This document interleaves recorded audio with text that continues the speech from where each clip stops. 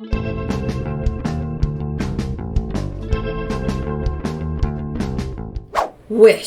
Oh, Wish. Here's the first thing I really want to say about this movie. I think this movie, like I said, it's not terrible, but when the movie was done, I had no initial hot take that I could even give. Like, I was literally sitting there in my seat like, what am I even gonna say about this movie? Like, I don't think it's bad, but I don't have any, like, really heated opinions about why. Like, it was kind of okay, but I liked Asha alright. I thought she was, like, a sweet, decent protagonist. I do have my issues with her I'm gonna go over, but I thought she was pretty inoffensive. The villain brought some much needed energy to this movie, and even though I think he could have been better, and again I'm gonna get into my problems with the villain too, at least he was kind of fun. So I was like, I don't know, for a minute there I was just like, am I just gonna say it's mid again? Like, I don't want to just keep saying it. So I decided I'm going to explain exactly why specifically I think this movie is mid, and I'm gonna give you lots of examples here. One of the reasons why I think the story was so weak is because the villain himself was so weak. Like, extremely weak. This is what I mean when I say I think they're afraid to give actual consequences to their characters now. I think they're afraid to, like, do anything seriously serious. And here's why. Because what makes him evil is, like,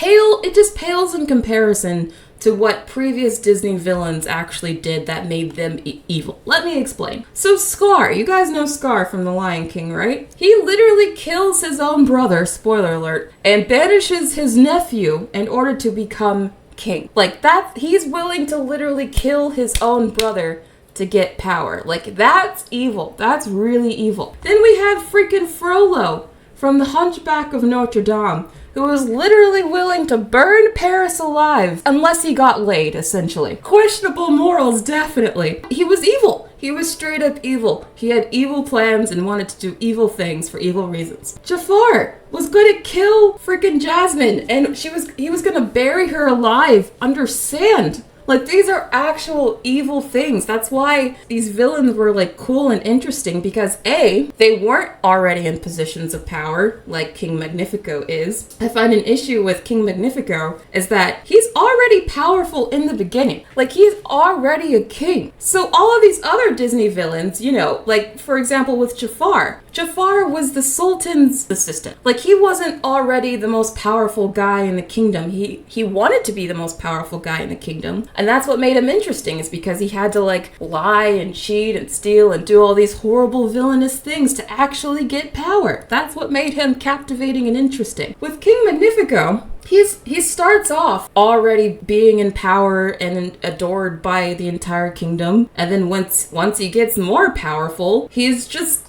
a more powerful king. And it's like, it's not as captivating, because he's just making a very lateral move from a king to an even more powerful king. And then what he does to get there isn't even that interesting. Literally, the most evil thing he does in this movie is literally crush the dreams of a few people. That's it. He crushes the dreams of a few people. Yes, it's very mean. It's not nice. And obviously he's trying to be this, you know, this evil dictator. But for the most part, especially for the first half of the movie, before he starts to go all crazy, like, he's kind of not even that super of a bad guy. Like, the people of the kingdom love him. Like, the people of the kingdom don't even, like, act like they're suffering at all. In fact, they act like they love this guy. And then the most evil thing he actually does to get what he wants is just crushes a few wish balls. And then that's what makes him super evil. And I'm just like, I feel like if King Magnifico actually went to the villain pub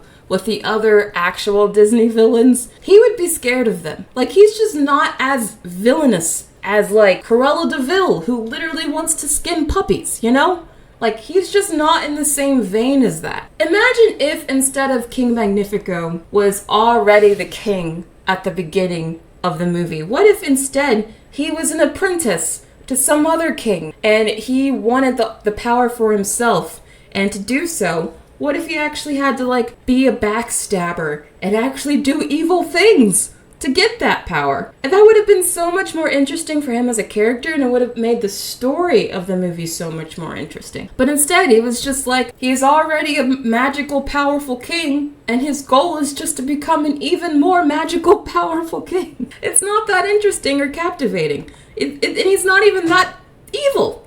Compared to previous villains, he's really not that evil. Also, his motivation is barely there. Again, going back to Jafar, one of the reasons why Jafar wanted the throne wasn't just for power. It's because specifically he was tired of being second fiddle to the Sultan. He was tired of being the number 2. So that was his motivation. Yeah, it was petty, but it was relatable, and at least it was a solid reason. And Ursula, the reason she wanted to mess with Ariel so much was because, again, she had a personal vendetta against King Triton. Again, very personal, very petty, obviously, but they're villains. I feel like if they just gave King Magnifico even just a petty vindictive reason to want power, just really any solid reason, it would have made him more interesting. But instead, he was just kind of like this meme. You guys know this meme? She's so crazy, I love her. That's kind of what he became by the end. And not just King Magnifico, but also Asha.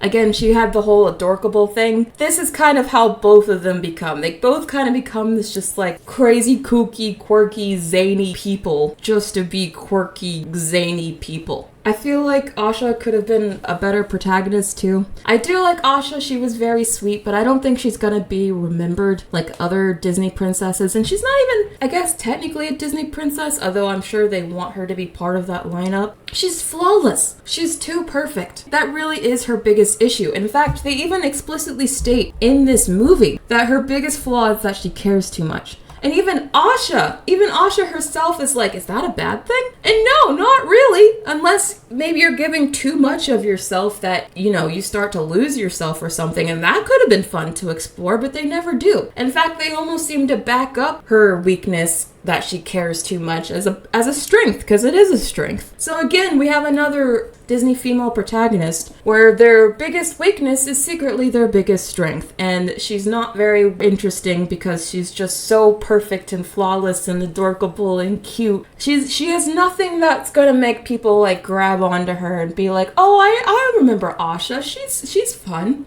She's almost like an archetype for this type of character. She's like a stand-in for the typical Disney princess more than she is her own individual character. She's so much like the other princesses here I have in this image. Like, she's just got a bit of every princess's personality. That's what I mean when I say in order to celebrate the 100th anniversary, it just seems like their idea of celebrating was just taking everything they've already done and like smashing it all together and putting it in like one weird mid-movie. Like, that's kind of how I would describe this film, unfortunately. If you even want to compare Asha to like earlier Disney protagonists, Cinderella gets a lot of heat nowadays for being a very passive, meek princess, but if you actually go back to rewatch that movie, I think she has a lot more attitude than people give her credit for, and I'm bringing up Cinderella because I even think Cinderella has more attitude and more gumption than Asha has. Because in this movie, if you guys actually rewatch Cinderella, she gets very angry and frustrated easily.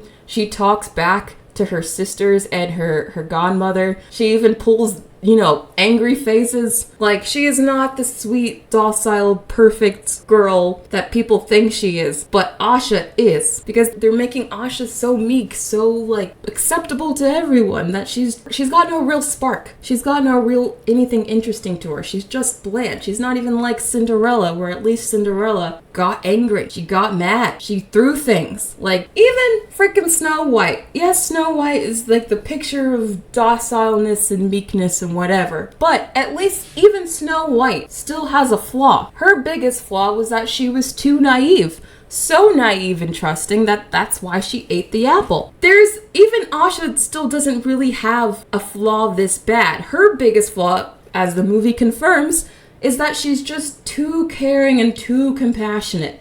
And it's never, like, even shown how that can be a negative at any point in this movie. It's never brought up again. It's like, oh, see, Asha, that's what I mean. You're too caring. you're giving too much of yourself. Like, at least if the movie brought that up again and like show that there can be consequences to that, I would say, okay, it's a real flaw.